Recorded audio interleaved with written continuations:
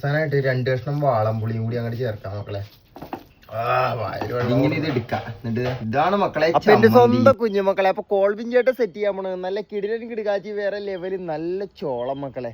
അപ്പൊ ഈ ചോളം നമുക്ക് നല്ല അടിപൊളിയായിട്ട് ഉപ്പിട്ട് പുഴിഞ്ഞ് നമുക്ക് നല്ല ഒരു വെറൈറ്റി ഒരു ചമ്മന്തിയും കൂടി ഒരു പിടുത്തം അങ്ങോട്ട് പിടിക്കാം. പോരി എന്റെ മക്കളെല്ലാവരും പോരി. എന്റെ മക്കളില്ലാതെ എന്ത് ചോളം.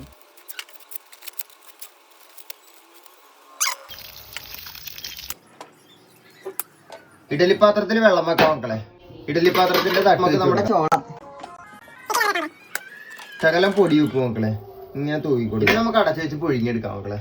ചോളം റെഡിയാകുമ്പോൾ നമുക്ക് ചമ്മന്തി റെഡിയാക്കി എടുക്കാം. വെളുത്തുള്ളി ചെറിയ ഉള്ളി നല്ല പോലെ വാട്ടിയെടുക്കാം മക്കളെ. നല്ല ചുട്ടരച്ച ചമ്മന്തിയാണ് മക്കളെ. ഈ ചമ്മന്തിയുടെ റെസിപ്പി ഒന്നും കൂടി കോൾവിഞ്ചേട്ടാ ശരിക്കും സെപ്പറേറ്റ് ആക്കുമ്പോൾ കാണിച്ചു തരാം കേട്ടാ. ഇത് കണ്ടാ എല്ലാം കൂടി വാരി വെച്ച് നമുക്ക് ജാറിലോട്ടാൻ കഴിയും. ഒന്ന് ക്രഷ് ചെയ്ത് കഴിയുമ്പോ ശകലം ഉപ്പിട്ടു. ഇതാണ് മക്കളെ ടേസ്റ്റ് വരുത്തുന്ന സാധനം. നല്ല വെളിച്ചെണ്ണ അങ്ങോട്ട് ഒഴിച്ചു നമ്മുടെ പൊളപ്പൻ ചമ്മന്തി റെഡി ആയിട്ടുണ്ട് മക്കളെ.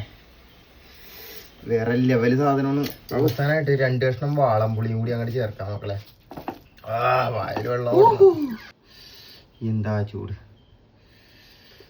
ഇതാണ് മക്കളെ ചമ്മന്തി. ഇതിന്റെ കൂടെയും കപ്പട കൂടെയും കാച്ചിലിന്റെ കൂടെ ചേമ്പിന്റെ കൂടെയൊക്കെ തിന്നാൻ പറ്റിയ ചമ്മന്തി. ആഹാ നല്ല നാച്ചുറൽ ചുട്ട ചമ്മന്തി. കോൾവിഞ്ചേട്ടൻ്റെ ഒരു സംഭവം കാണിച്ചു തരാം. അതെ ഇതിങ്ങനെ ഇത് എടുക്കാം. എന്നിട്ട് ഇതിന്റെ മക്കളെ എന്റെ മക്കളെ ഈ ചമ്മന്തി മാത്രം ഉണ്ടല്ല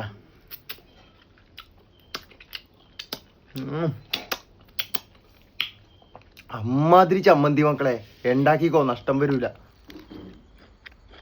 ഓ